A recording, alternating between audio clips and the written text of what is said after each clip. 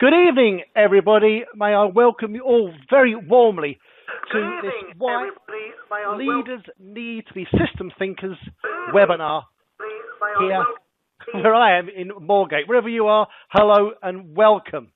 Okay, very quickly, everybody, the aim of this webinar is all about the showcase video highlights that you'll be seeing from a roundtable discussion, offering you wonderful people an opportunity to participate and develop some learning and understanding, as we all will actually, on the importance of management leadership in systems thinking within the healthcare sector.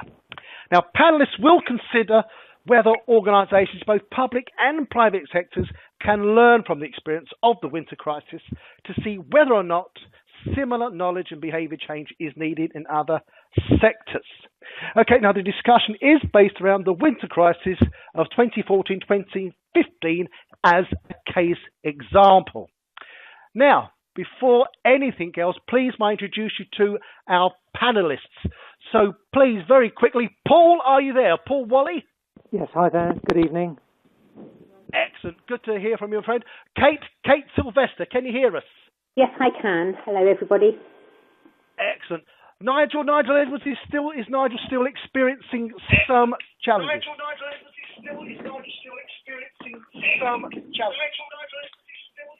I think I'm on. Hello. Hello, is that you, Nigel? Hello there. Nigel, how are you? Good to hear from you, sir. Hello there. I'm good, thanks. Excellent. So we have all our panellists beautifully in place. If I could just very quickly let me just remind you all how to use the wonderful Workcast. Very simple. Two things just to recognise. Number one is that the participant chat is in the bottom right-hand corner of your screens. So please, very liberal and very free playing of your chat. I will do everything I can to pick up your questions from that chat. So be as clear as you can with the chat, and I will do everything I can to bring them on to our panel as soon as the video clip has completed. So if you could do that, that'd be wonderful. I need also just to point out, in the event of any technical problems, please do go to the technical support button on your screens as opposed to the participant chat. So hopefully, is that all okay for you now? Can I hand you on to Paul? Paul, just give us a quick overview of the topic, my friend. Okay, yes, what I wanted to do with this session was to take a look at operations management issues, particularly, especially process improvement, in environments that are complex and adaptive. What that requires is a systems thinking perspective, just to understand that when we make changes to systems to improve them, it's not as straightforward as just making a change and that change being embedded. The systems react and adapt to it. When we get that, we often get certain challenges and issues about senior management understanding of the problem and senior management behavior, and leadership roles do seem to change in these kinds of circumstances. So those are the kinds of issues and motivations for the session. And what I thought was that the emergency care crisis, which is relevant to a lot of the people who've been through the Open University's courses in the recent past, is a very good example of tackling this problem and trying to work to a sustainable solution. Excellent. Thank you, Paul. Just moments before we introduce you to the first of the videos, just want to bring it to Sasha Karuskic is the wonderful chap on the videos, but this evening Nigel Edwards is taking questions on behalf of the Nuffield Trust. So, without further ado, would it be possible, please, that we could actually roll video one, which is NHS Winter Crisis 2014-2015, and the question is, what happened? So if we could roll the video, that would be brilliant. Thank you.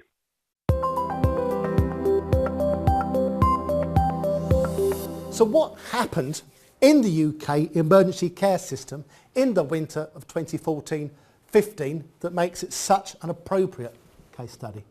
Okay, I think many people who are sitting in on this session will actually have experienced problems associated with what's called the winter crisis. What we often see over the winter period is lots of people queuing outside general practices, waiting to obtain appointments very early in the morning, cold mornings, frosty mornings. They can't get access to primary care. And then in particular, the measure that we use is the journey time in our accident emergency departments, where we say how many people can go to an accident emergency department and be dealt with in some way within a 4-hour time scale. And over the winter period 2014-15, that performance in particular crashed. And I've got a graph to show this here. What we have here is the data for the last 4 years, nearly 4 years in effect. And what we can see here is the 4-hour target achievement for NHS England. And the system itself is currently tasked with meeting this 4-hour journey time for every patient 95% of the time. And what you could see over the Christmas New Year period 2014-15 is the performance across the country collectively fell at one point to just over 86%. It was a very significant drop in performance. And we'll come on to this a bit later in more detail, but we regard this performance as a very good measure of the effectiveness of the emergency care system as a whole. And so it really does highlight problems that you get within the healthcare system generally at this time of year. And if you take a look at the graph, we can see that in previous years we've had similar drops in performance, but they've been not as severe to the same extent, that performance dipped to a trough of 92% the year before, and so on. And any kind of human eye perspective of that graph will suggest that there is a general decline in the performance of the emergency care system just by eye. So that's really worrying. And then of course the second thing is that if we're not solving this problem and it's getting worse, we need to do something different. I think there was a growing uncertainty as to what the actual problem was, so what the next actions should be became really worrying for senior leaders. Thank you, Sasha. Kate? Again, I would recognise that absolutely from being, serving with the patients at the front line, but also just that is such a beautiful illustration of what we were all experiencing. But unfortunately, and this comes on again to the behaviour of leaders, that is not typically how we present the data in the health service. So part of the problem is because we weren't monitoring the data in this real-time way, it kind of hit us around the back of the neck when we could have actually seen that something was going on much earlier than we did. So we were all expecting a crisis, but actually analysing it has taken until today, really, to understand what happened last Christmas, just as we're trying to prepare for this Christmas coming in 6 weeks' time. I think that the general theme, though, of course, is that we're worried that nobody has really diagnosed this properly. That's fundamental to it, that managers are taking decisions, they're taking actions which they think or hope will work, when really those actions are not based on any kind of sound evidence or sound analysis. It's kind of, we think we know how it works and we'll try this again. And one of the worries that we always have, of course, is that they'll try something one year, and if it doesn't work, the automatic response is, we didn't do it enough. We'll do the same thing, only more. Yes. And that, I think, is a pattern that we want to try to avoid as well. Sasha, you? Yeah, I completely agree with that. And my first exposure to this was looking at the Herald of Free Enterprise disaster. Do you want to just remind people? Just to remind people, it is a few years ago, but what happened was, unfortunately, the ferry left Zeebrugge with one of the doors open, and when people looked at that in great detail, the root cause was a change in shift pattern, where one person was removed from the shift who had the responsibility for looking at the door, and it was possible for the ship to sail with the doors open. I think this is a similar sort of problem where several things have changed, but we haven't realised that that's happened. Right, thank you. Any more? Kate, doesn't need to be set? a sound place, or did you want to add to that? I'd like to add to that as well. This may sound a little bit sort of strange, but one of the things we're used to dealing with biological systems, so if we've got a child who's very, very ill and you perhaps were watching their pulse doing something very similar and it's getting slower and slower, is the problem is that the system gets to a point where it just tips over into chaos and the child goes into a heart attack, and you have to apply immense energy and force to get the system to come back to life. And looking at that chart as a biological sort of, with my engineering knowledge, that is what our system is doing. It has been operating on the edge of chaos and it is tipping over. And the problem with chaotic systems is they just require a tiny little change, like one person, and the system just flops over. And that's the analogy we often talk about a butterfly flapping its wings and causing a storm in Toronto. And that's what we're seeing here.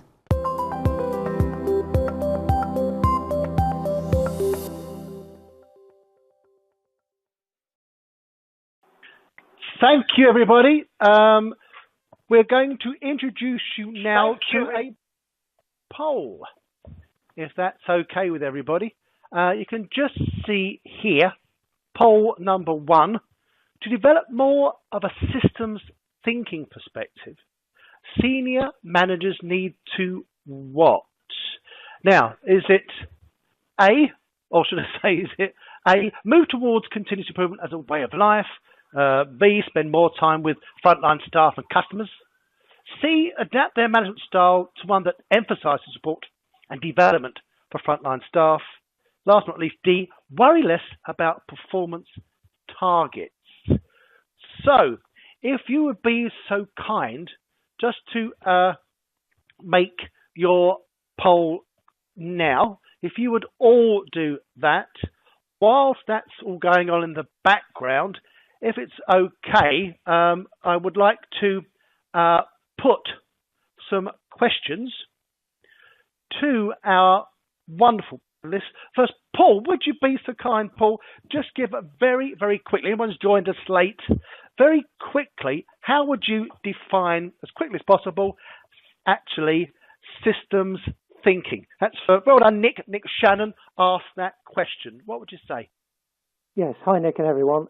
Yes, what I want to do is get us to think about systems thinking as this interaction of different parts of a much larger system. So, as Kate has just posted as a comment, every person, family, organisation, country is part of an interacting system. And in this kind of case, what we're looking at is flows of resources, flows of work, in our case, flows of patients through a system, and how that set of patients interacts with the people and the other resources within the healthcare system. And it's understanding that there are kind of feedback loops and other kinds of interactions within that, so that when we start to diagnose a problem and make changes to it, we need to understand the full impact of our interventions rather than just a very simple, almost binary look at, I'm going to change this in one single way and I'm not expecting anything else to happen as a consequence.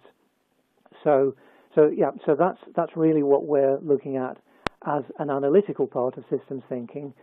What I'm very interested in with the polls that we've got is understanding the senior management role in managing in this kind of environment where we are taking a much more sophisticated look at the interactions of our systems and seeing how that role, that senior role of leadership, does adapt when we're taking this kind of view. Okay, well done, Paul. Can I have some very quick question of Kate? Is that possible, Kate? Here, okay? Hello, Kate? Yes, I'm here. Good. Just a very quick question to make sure you're there, mate. Lovely. Is this. The question is this from Mark Sweeney. Well done, Mark. Do you feel there's too much emphasis on systems thinking in applying biological metaphors and models to more complex social interactions? No, okay, I don't. Kate? I don't think there's enough systems thinking going on. And I think, though Mark's absolutely right, that There are, complex human interactions. Those interactions are all about information flows and feedback loops, as Paul has indicated. And the problem is that we don't learn enough about systems thinking. Excellent. Superb. Thank you very much indeed. Very quickly, while you're on the phone, Kate, Joanna Quinn, why does Kate feel that it is only now the data from last winter is being studied? That's a very good question. There are immense delays in the information loops inside the NHS. So for each hospital, the data is sucked up from every A&E department into a great big database. That takes 6 weeks to come through. There is then a process of ironing out all the glips and glops. And then the data is compared against the average of all hospitals in England, and people are given a ranking: red, green, yellow. So green is normally you're hitting the target, you're above 95%. Green means you're okay and you don't need to do anything about it. We'll come on to that in a moment. Red means you haven't hit the target consistently for 4 quarters, and it's absolutely meaningless. No hospital, or very few hospitals now, there are 1 or 2 are starting to do this, they take their own data from the night before and add the dot to a chart as the one we've just shown you for the whole of England, and start to understand their own system in real time. And this problem of very, very poor information flows and delays is a real headache, and I'm sure Nigel would talk about that from his perspective as being a chief executive. Excellent. Thank you very much indeed. Okay, well, I'm obviously cognizant of the time. Just wondering if we can get anything in the way of poll results from poll 1. Is that at all possible? Do we know if that's ready to come up? Not seeing any sign of the poll. Any of you guys? Okay, while we're waiting for that, let's crack on. Let's get another question in while we're waiting. Oh, I do. We've now got the poll results. Hopefully everybody can see the poll results. Is there any questions, wonderful people, that you would like to ask? And actually, maybe I should first put it to Nigel. Nigel, what do you think of those results? There's a slight issue about the questions, I think, which is you probably need to do all of these things, to be honest. Well done, Nigel. Yeah. Thank you. And if you don't, frankly, if you don't see the frontline staff, absolutely right. But unless you have a methodology and some way of studying what you see, that doesn't add very much value. And worrying us about the performance targets, well, yes, up to a point.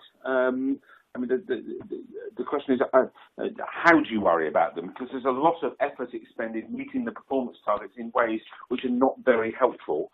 There are other people who do worry about the performance targets, but have managed to incorporate these into a way of operating which allows them to create a more conducive environment. So it's rather more nuanced than perhaps the poll questions suggest, I would say.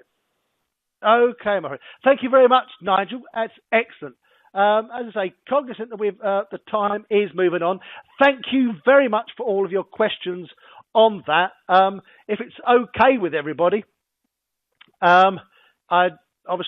we'd move on now, if that's all okay with everybody, for our next video 2, which is the emergency system map. So if we can get that to roll, that would be absolutely brilliant. What I've done here is just draw an anatomical diagram, if you like, of the system that we're all in and we're all managing. So at the bottom box, you can see a permanent place of residence, which would be my home. And I fall ill and I'm not feeling very well. I've got a choice. I can phone 999, which is reserved for people who are very, very ill and having heart attacks, for example. Or I can phone 111, which is the less emergency service. Or I can phone my GP. Or I can take myself up to the waiting room at the accident and emergency department. If I get to see my GP and he thinks I'm not very well, he will actually advise me perhaps to go up to hospital for some tests. Or if he thinks I'm very ill indeed, he'll call an ambulance, and the ambulance will then prioritise me and transfer me to the hospital. So the big box in the middle is the hospital, and we're very familiar with the waiting rooms in hospitals. We've got an accident and emergency department, and I can either leave that or I can leave it dead. And then if I need to be admitted, I can be admitted to something called an assessment unit. And we're going to talk about those a lot in a while. And again, I can leave the assessment unit after all my tests and a diagnosis, and I'm alive or dead. And if necessary, I do need specialist care with specialist doctors, specialist nurses, specialist therapy staff to get me better, for example, from my heart attack. And if I'm frail and perhaps very elderly, which is a lot of our patients at the moment, I might need to have some time in a rehabilitation hospital, in a community hospital, to get me back up on my feet again, able to go back home. And then when I go back home, I might need some intermediate care services, which will be a combination of healthcare service practitioners in the community, nurses, physiotherapists, occupational therapists, and perhaps some social care services to help me with my daily needs of living. And so that is the anatomy of the system we're talking about. And the patients can flow between those various different parts of the system, which I've indicated by the arrows. And what we're going to talk about is a little bit about what actually is going on for the patients. Paul, anything you'd like to add to a very rich picture? Almost. Okay, well, what you can also see there is the sort of image of the clock measuring the journey time in accident and emergency. Yeah. And of course, this is one of the areas that we need to discuss, is that the journey time through the accident and emergency department is partly conditioned on the effectiveness of the system outside of the emergency department. Yes, of course, your journey time is affected by how many doctors and nurses they've got on in the A&E department, but it is impacted on multiple other ways in other places, and that's why it makes the problem much more complex. Sasha? I think it's really important as a leader to follow patients through that system and understand what it feels like, and also to look at the experience of staff in the individual areas. It's actually very hard to see the whole system from your individual department, and that makes understanding your contribution much harder, and having a sensible discussion about how to improve it needs particular techniques. The other issue, which Sasha alluded to in one sense, is they would look at it from their own professional perspective, not the patient's perspective as well often. Yeah.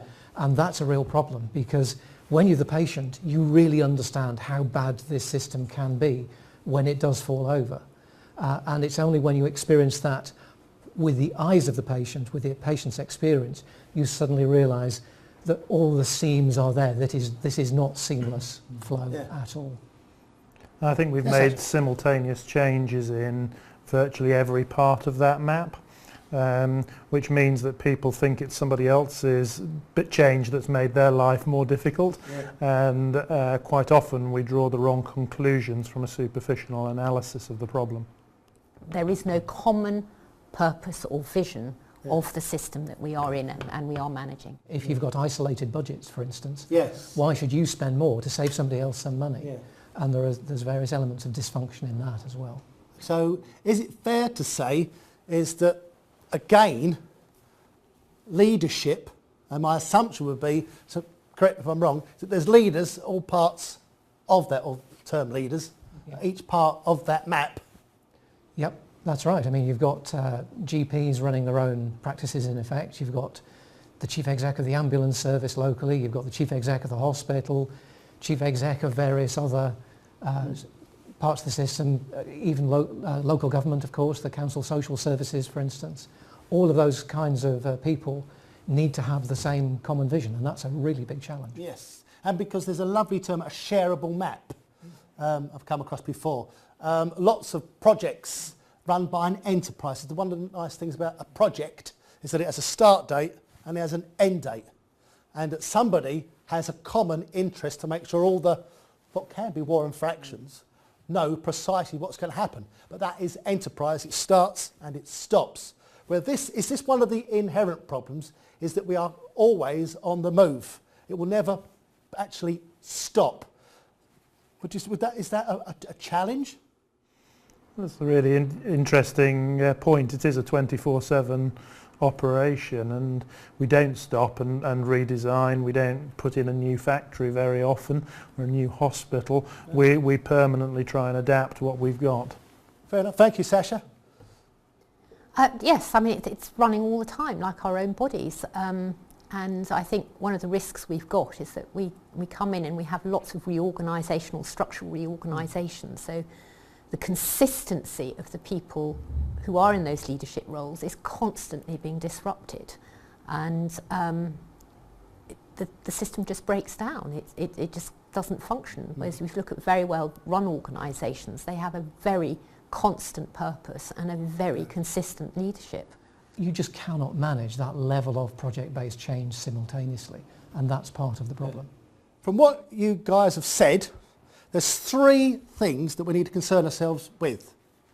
Is that, one, everybody knows the whole of the map as opposed just to their little territory.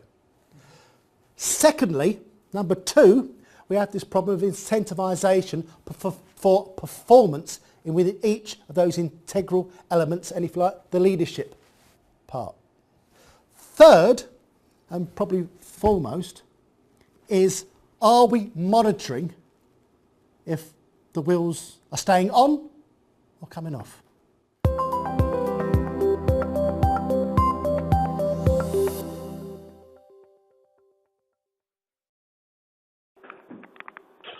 Excellent. Well done, team. I'd just like to thank you all for your participant chat, which is absolutely marvellous. Now, you can see poll 2 has appeared on your screens, or hopefully it certainly has. And poll 2 is my top priority for improving my process is spending more time understanding the customer's journey. 2, or B, properly measuring demand. C, tracking performance in real time. D, linking parts of the whole system. E, other.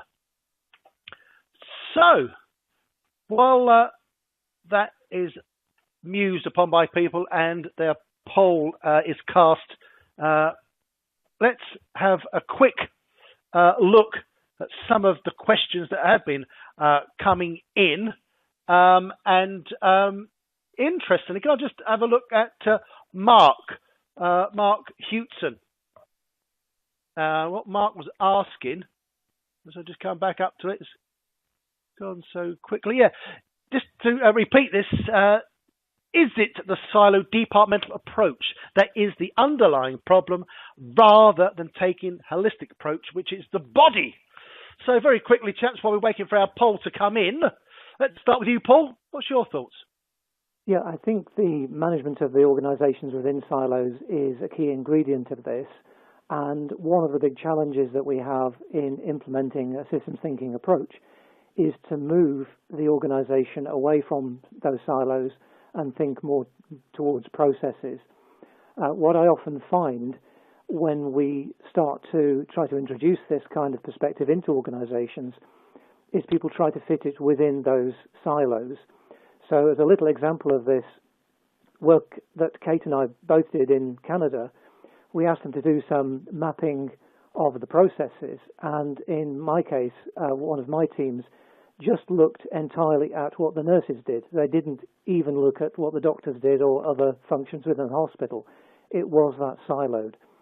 So the silo element to it is a key symptom of the kind of non-systems thinking.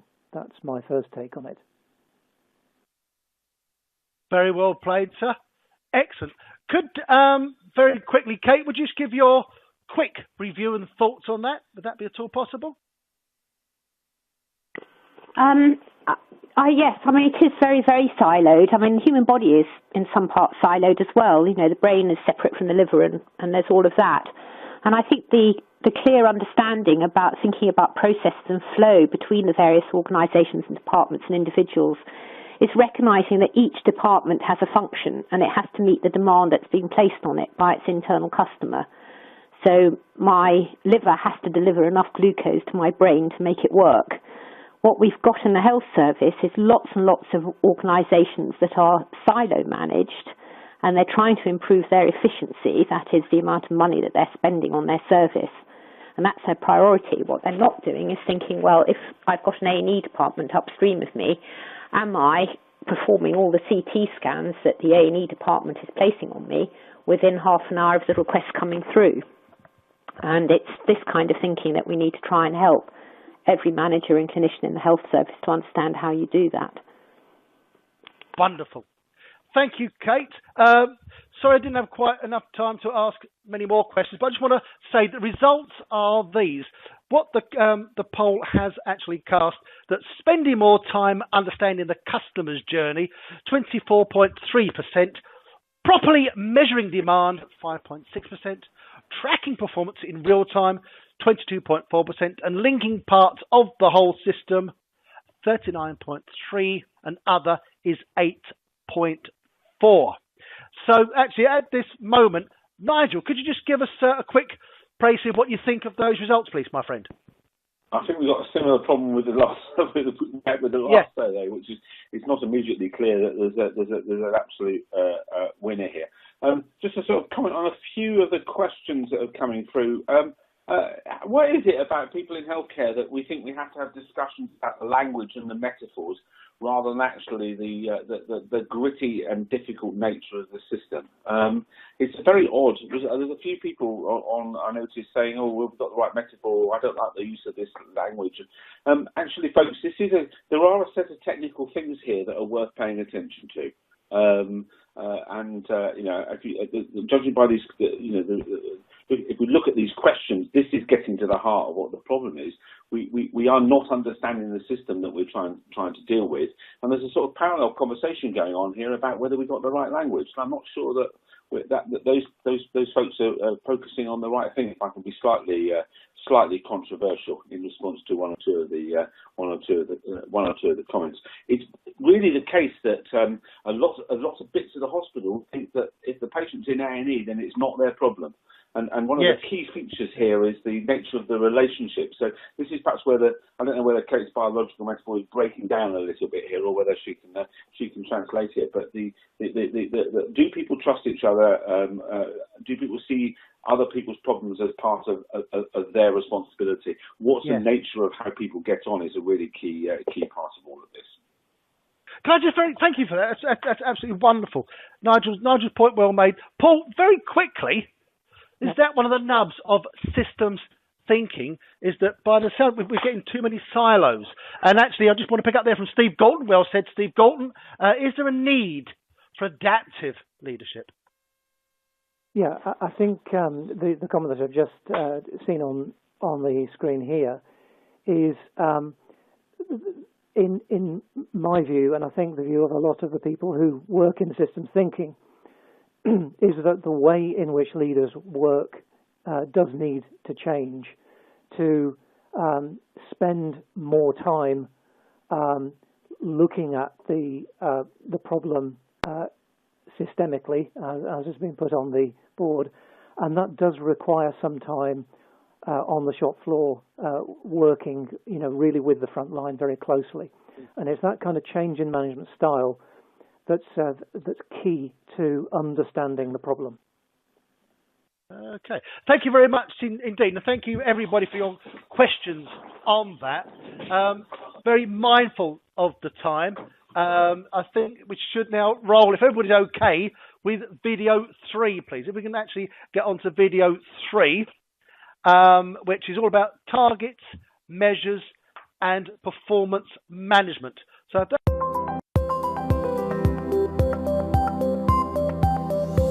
the targets that are often imposed create a leadership behaviour. That's really what we're talking about here.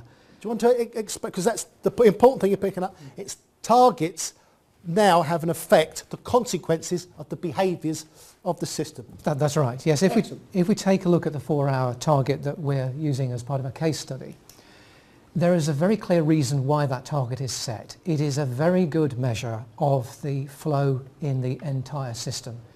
If part of the system starts to experience delays, the work backs up through the rest of the system over time, and ultimately it impacts on the performance of the accident and emergency department. So that's a very good measure of flow. What is also very important and very useful from a systems perspective is that what we can do, and we will do this later to some extent, is we can demonstrate that a system that is slow A system that has delays and has poor flow also potentially has poor quality, both in terms of the customer experience, the patient experience in this case, and also in the safety of care. That a system that delays care for patients is one that's more dangerous for patients.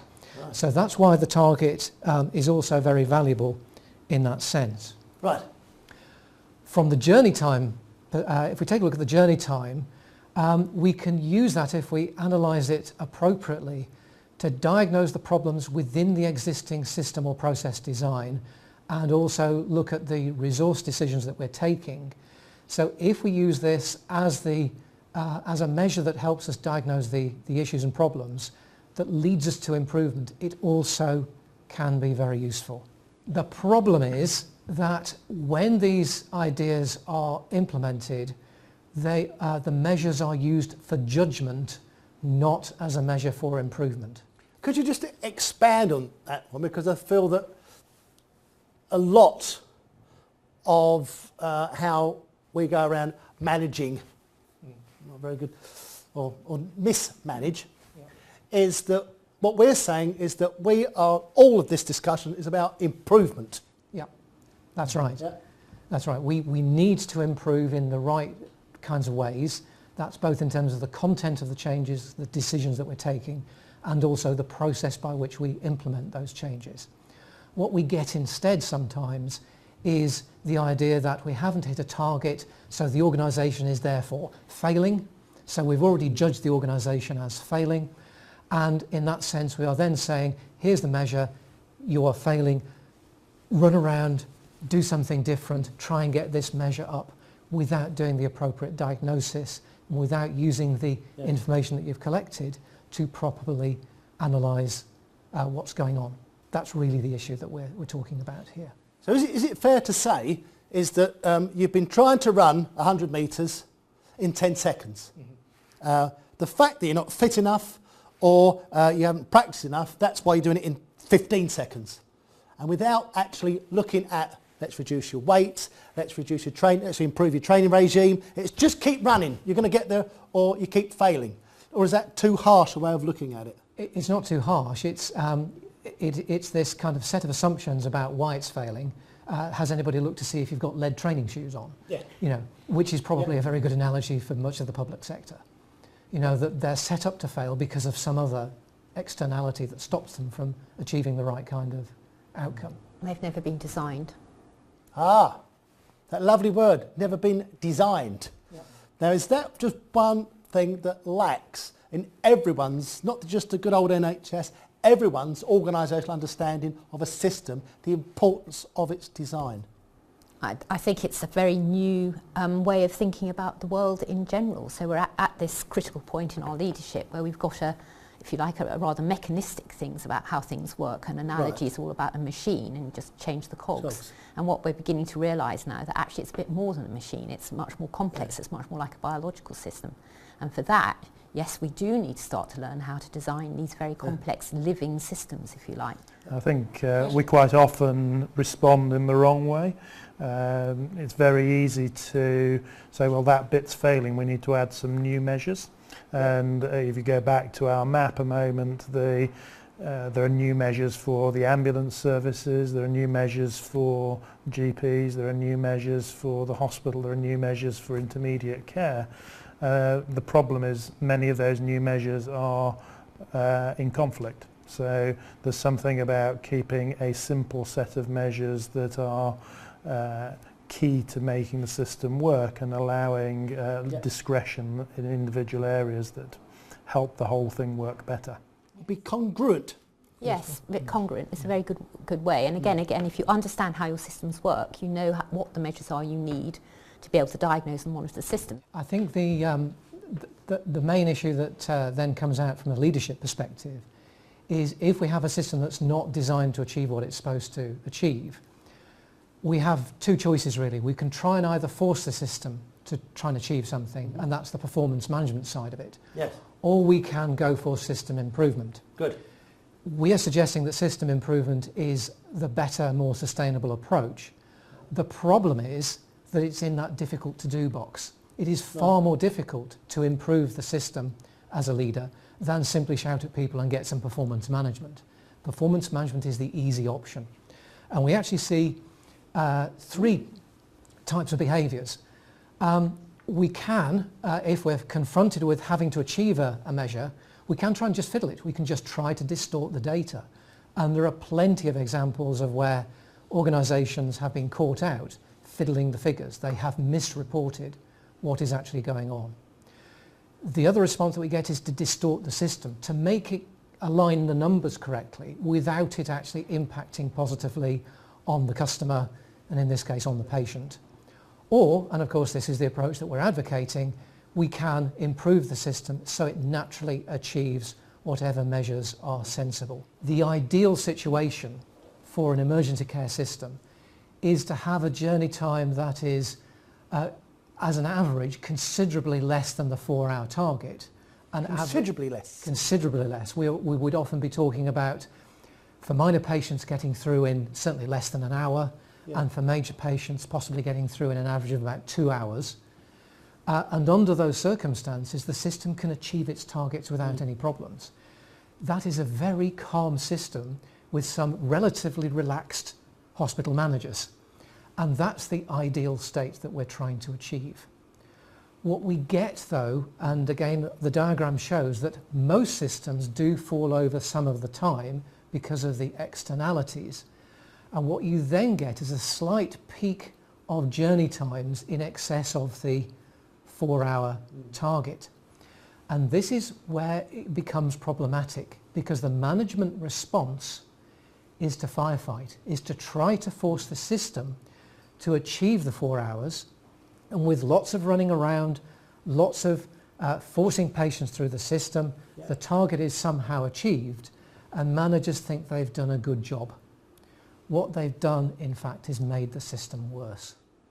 Right. So that is the problem that, as we see it, that those people who think they're doing a good job in achieving the target in difficult circumstances are often having a detrimental effect for the system as a whole, for the staff and for the patient. And for the patient.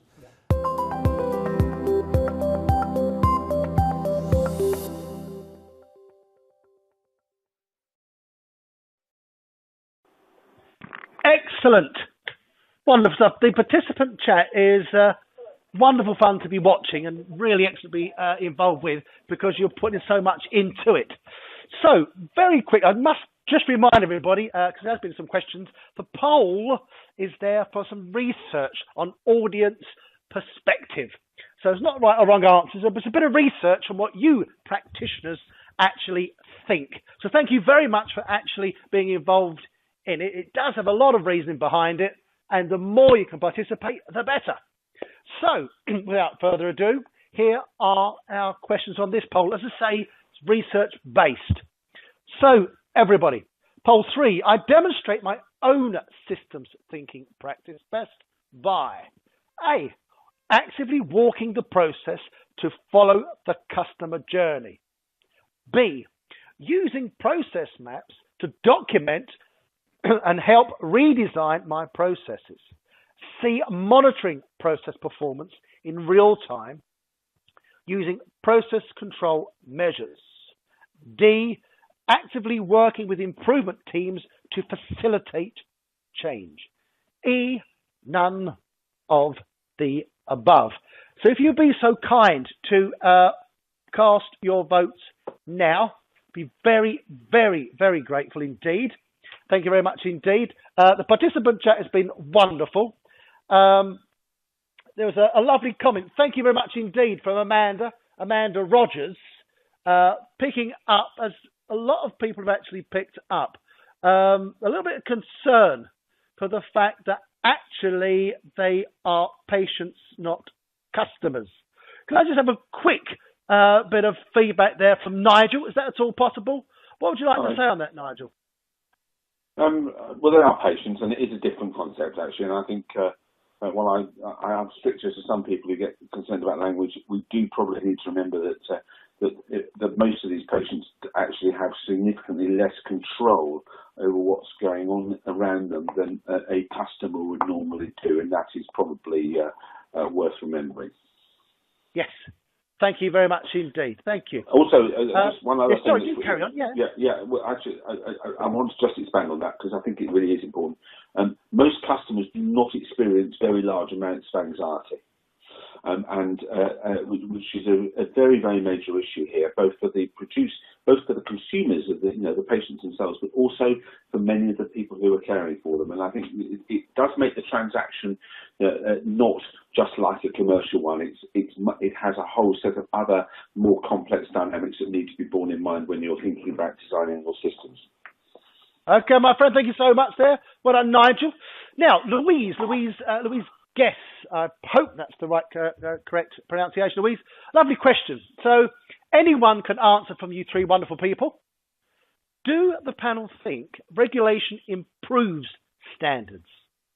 Or is it just what is measured matters? Lovely question. What's your answers? Please, in your own time, who would like to take that one first from the panel? I'll answer that. Good girl. We're talking about the 4-hour A&E target as an example of a system measure. As Paul said in the video, it is a very good measure. The problem is we haven't got the ability and capability within the NHS as a whole to design a system to meet 4 hours.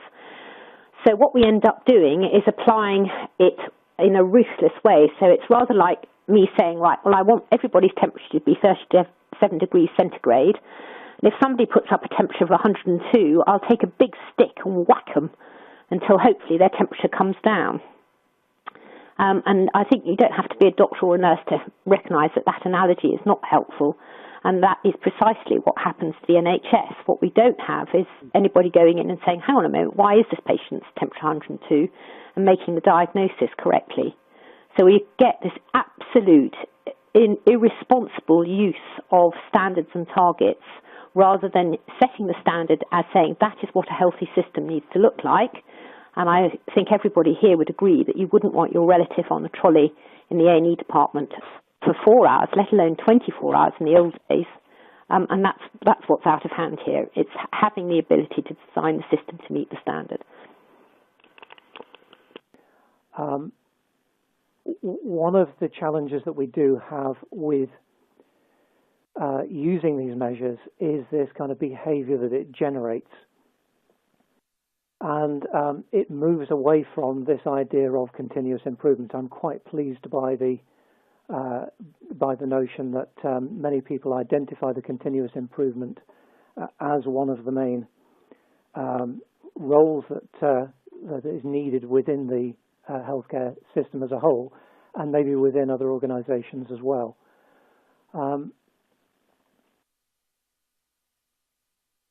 Just want to ask some more questions based around the participant chat. Graham says, has the NHS become too complex to run as a single entity? Do we need to simplify the system? Yeah, yes. Nigel? Yeah, absolutely. I mean, I've recently come into contact with people who work in these systems and have very limited understanding of what, for example, it's 3 o'clock on a Friday afternoon, we have a patient in the ward, they need to be discharged, who do I ring, what services are available, just the level of complexity has been increased by lots of initiatives and little schemes all layered on top of each other, and it therefore leads to a behaviour where people don't really know where to turn, so they tend to turn to the person who helped them last. And the response to this is to create navigators and a whole range of other people whose job is to understand the complexity. And I think there's a strong argument in a lot of these systems for a much higher level of simplification, perhaps achieved by giving people multiple tasks and skills so that they can you reduce the number of handoffs and need to refer to others, and to make more generic services available so that people don't have this great problem of knowing where to turn. But it's definitely a problem. The other complexity is the way that different systems bump into each other. So the elective surgery system bumps into the emergency medicine system, and we keep fragmenting out lots of different systems which then all bump into each other, and cause even greater complexity in that they interrupt each other's flow. And I think Kate's probably got something to say about that. Kate, are you there? Well, I think Nigel's just explained it beautifully. I mean, instead of actually understanding what the problem is, what we tend to do is stick on another layer of sticking plaster, and the system gets more and more and more layers of sticking plaster to the point at which nobody knows what anything actually does. The system has just got too complex because we're not capable of designing a really good system. So some of the best systems that I've seen worldwide are those out in the third world, where they're not left with a legacy of years and years of masses of sticking plasters being applied to a system. Excellent. Okay, just very quickly before we move on poll 3, our answers were for actively walking the process to follow the customer around. That came in at 25%, just over 25%, 25.3. Using the process maps to document and help redesign my processes. Very close again at 24.2%. Not so high, they were monitoring progress performance in real time using process control measures, just 8.8%. Actively working with improvement teams to facilitate change, 28.6%. So there's 3 all in and around about the same. None of the above was at 13.2%. Paul, would you just like to make comment on the poll, my friend? Yes, I would. One of the reasons I put this question in is to draw a contrast that is potentially available between what we're asking leaders to do when they are maybe leading us or when they're leading other organizations and our own personal behavior. And what I was kind of trying to tease out from this is to see whether people felt that they were able to practice systems thinking themselves, whether they're able to perform many of the various different processes and functions as part of that, such as mapping their processes, actively working with teams. And I'm quite pleased to see that only the 13% or whatever didn't put that they were practicing any of those items from the list. I was kind of expecting a larger number of a higher percentage than that to say we really struggle to do systems thinking where we work. So I'm kind of encouraged by the poll there to see some systems practice taking place. Well done, sir. Excellent. Being very mindful of the time, and I hope everyone can hold with us. We've just run over a little bit over time due to some technical problems. We're about to launch video 4. Thank you so much for your input so far. It's been absolutely brilliant. And the participant chat is wonderfully rich at the moment. Now, video 4 is all about demand or capacity problem. Was it all about demand or was it all about capacity? So Workcast will be rolling for us video 4, demand or capacity problem, and then we'll be taking some final questions at the end of it. Thank you.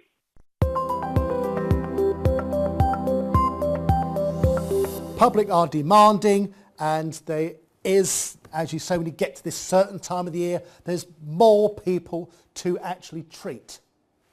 Now, for you, what is the nub of this problem? Your systems analysts, your practitioners, you understand the NHS, you understand systems thinking.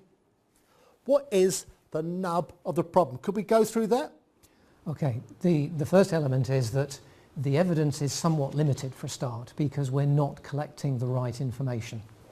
So in primary care, for instance, I found very few examples of where the primary care organisations are actually collecting the true demand that is coming in to their services.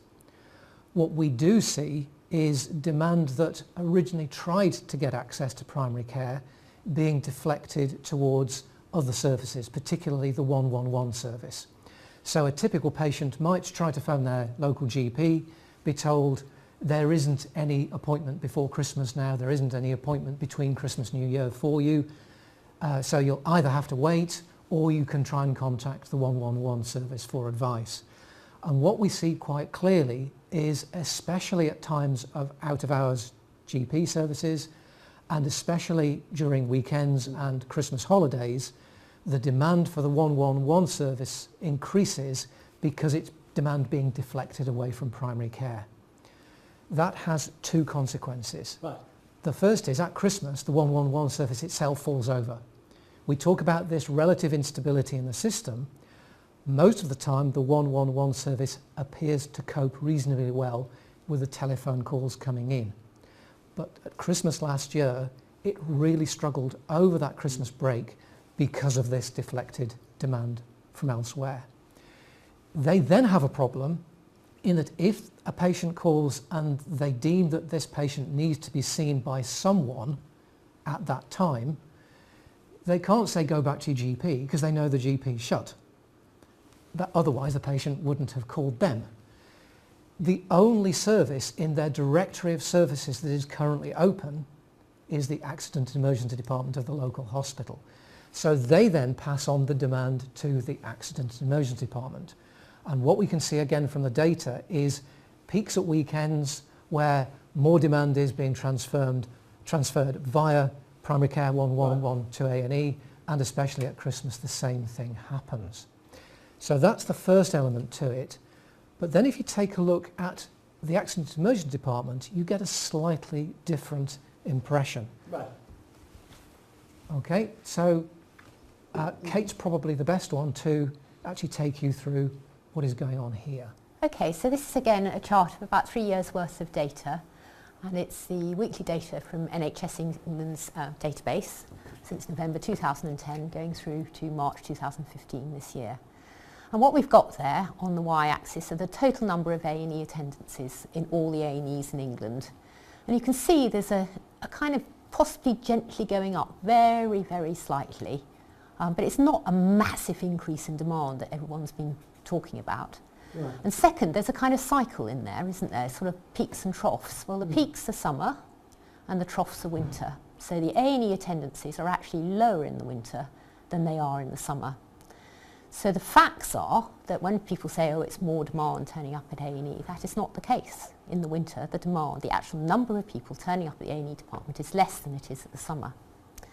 So there could be two other factors going on here. One is it's different kinds of patients coming in the winter and the summer. So in the summer, it's usually what we call minor injuries, children falling over and scraping their knees because they're out playing football. And in the winter, because of cold, we see particularly older patients with chronic diseases getting chest infections or having heart attacks. And so they're much more serious. So we define our A&E attendances into those that are minor conditions and major conditions. So maybe it's because we've got more major conditions appearing in the winter months. And unfortunately, though we do have the technology to assess somebody's criticality and whether they're major or minor, that technology is not widely used. But those hospitals that are using it do not report a massive increase in the unwellness of the patients at Christmas. So if it's not the demand, what is going on?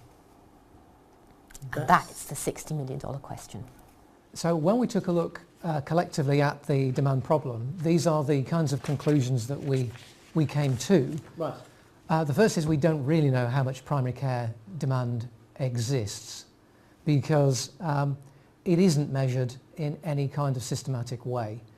And in particular, of course, people who try to get into the system but can't because no one picks up the phone or something like that, or they give up, they balk when they're in a queue at 7 o'clock in the morning outside of GPs.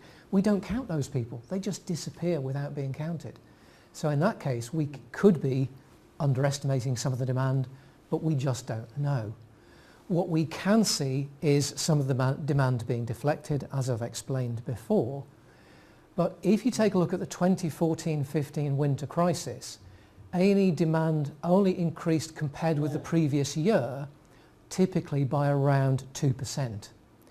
Now, most operations that experience a 2% increase in demand should not fall over. They should be robust enough to be able to take that change because, quite frankly, the natural random variation in demand is greater than that anyway.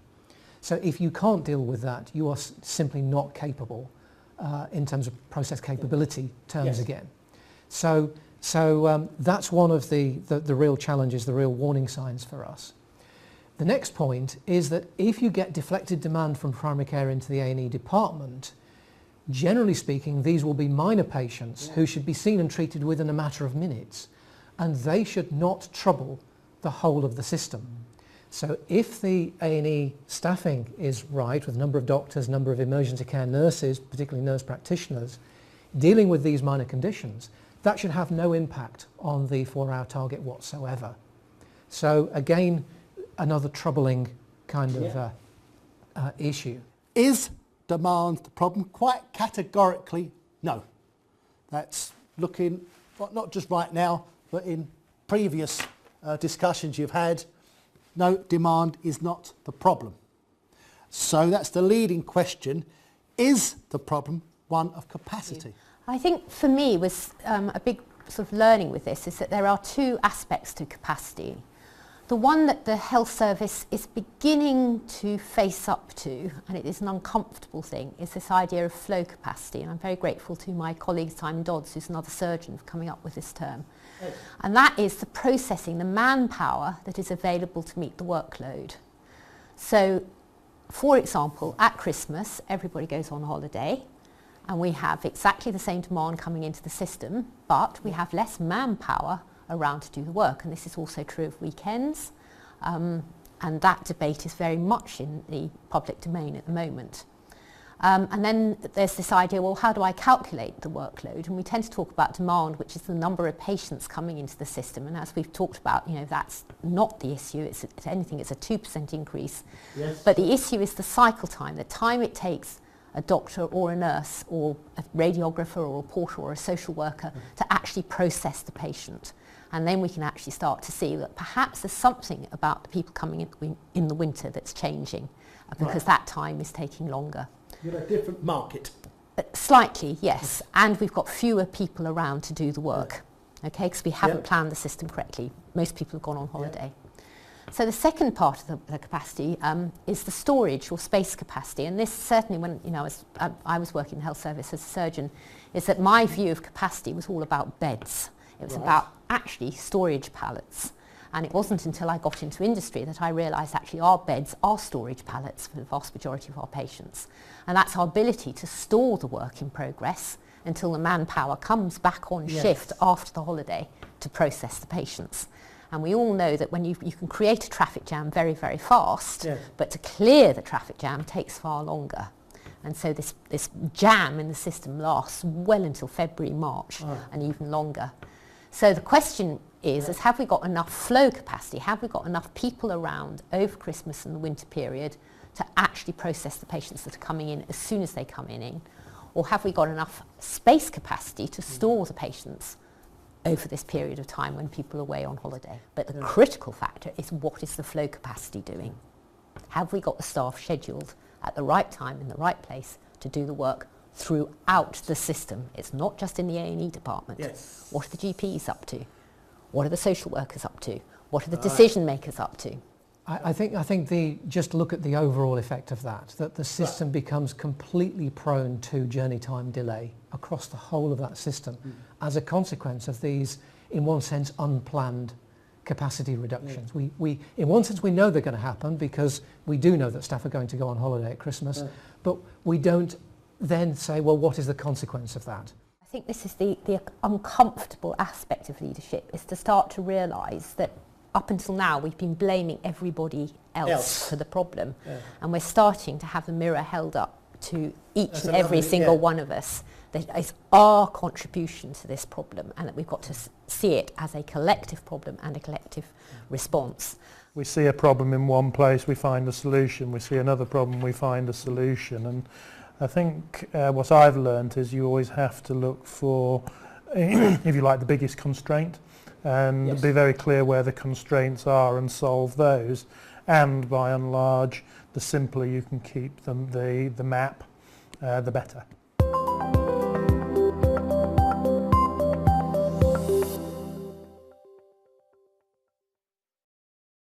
Right, thank you everybody. Again, thank you so much all the participants.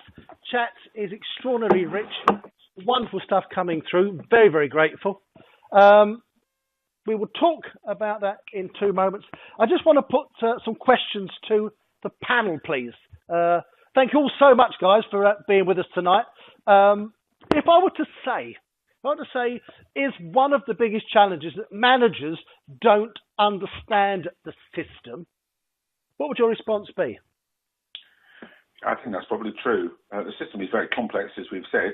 I mean, it has lots of interactions and feedback loops, but I think as Kate and others have said, the presumption that the problem is demand, when actually quite a lot of the problem is the variability of supply, and that the inability to distinguish long-term trends and short-term variations.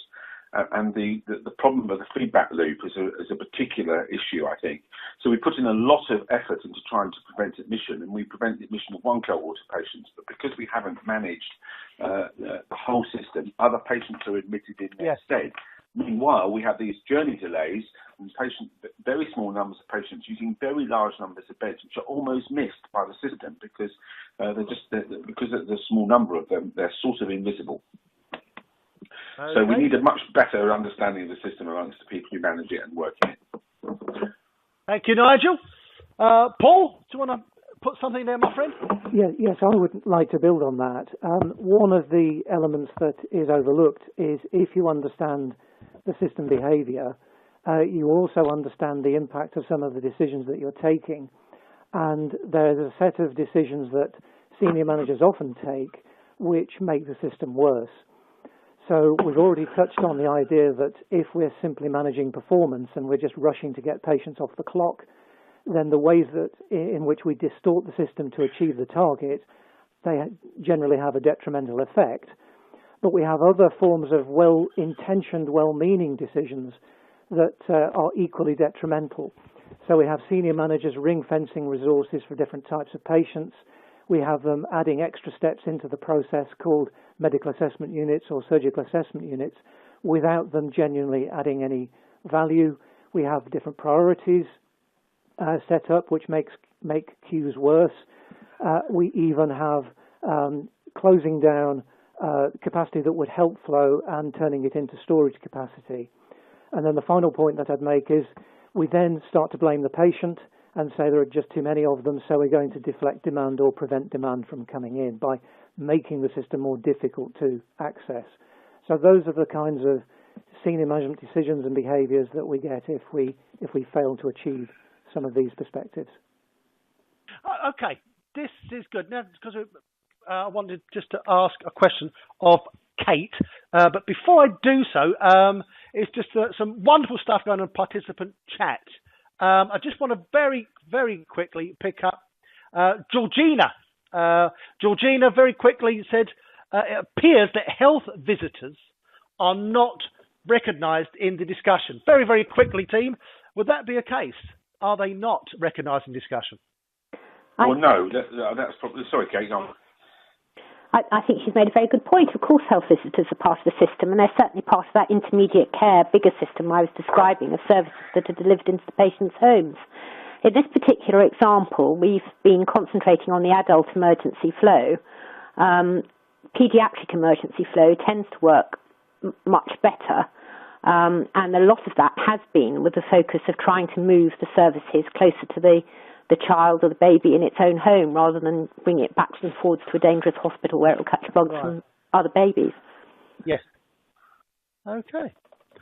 Thank you very much indeed, Kate. Kate, to round this up for us, which systems have worked? There are very few healthcare systems in the world that have actually done this systematically for a long time. The most famous of them probably is the Virginia Mason system in the United States, which has been going at it now for 12 years, coached by Boeing, who are some of the best lean thinkers in the world.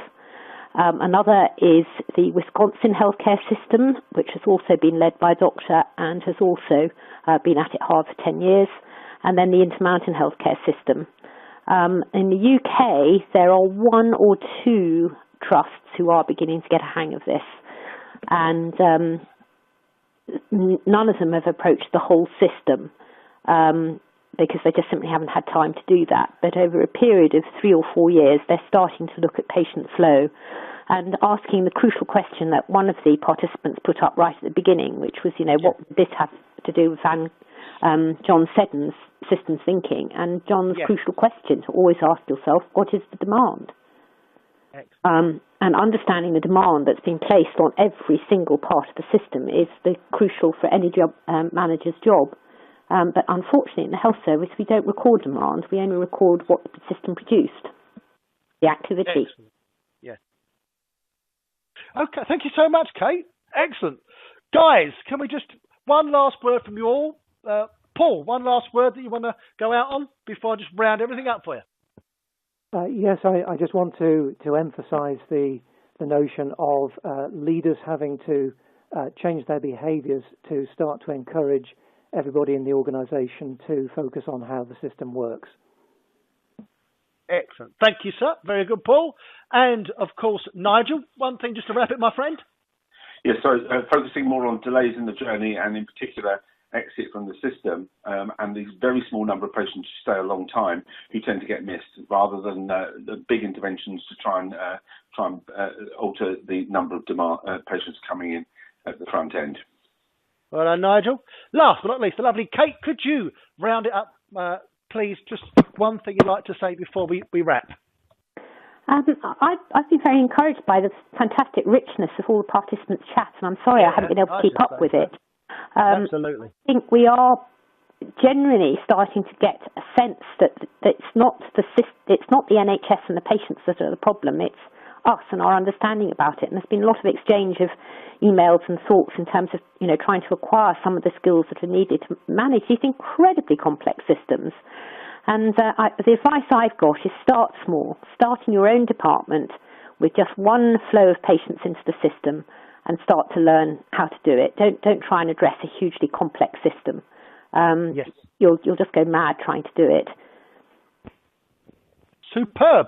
I don't know. Thank you very, very much, Kate, Nigel and Paul. Is it possible that our wonderful people, yes, there we go, we've got their what's next. So the next Business Perspectives event is on care leadership. 10th of February 2016. For more information, you will be registering at that particular Earl. I would like to say right here, right now, all the slides and the webinar will be with you very, very shortly. Thank you for being with us. Gentlemen, could we have the last slide so we can get in touch and find out about the blogs? Is that possible?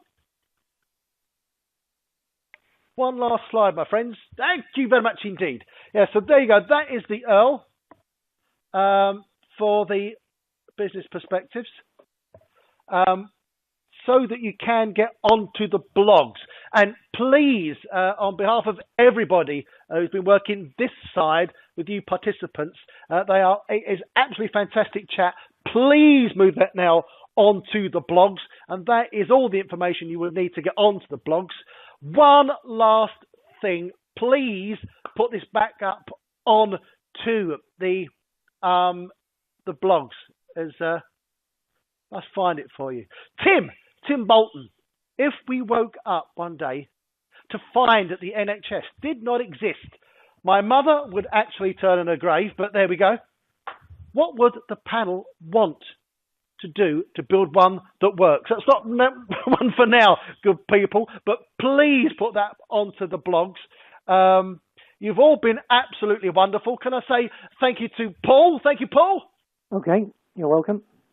Thank you very much, sir. And Kate, can I have a laugh last? Thank you so much. Hi, Kate. Do you want to say goodbye to everybody? Yep, sorry, thank you. I was on mute. Thank you all very much. My pleasure. Well done, Kate. And please do get into those blogs, Kate. Nigel, one big last thank you and goodbye from your good self. Thank you. Goodbye. Thank you. And from me, Elvin Box, I've had an immense fun facilitating this. Thank you all so much for your participation, and we certainly hope to see more of you on the blogs.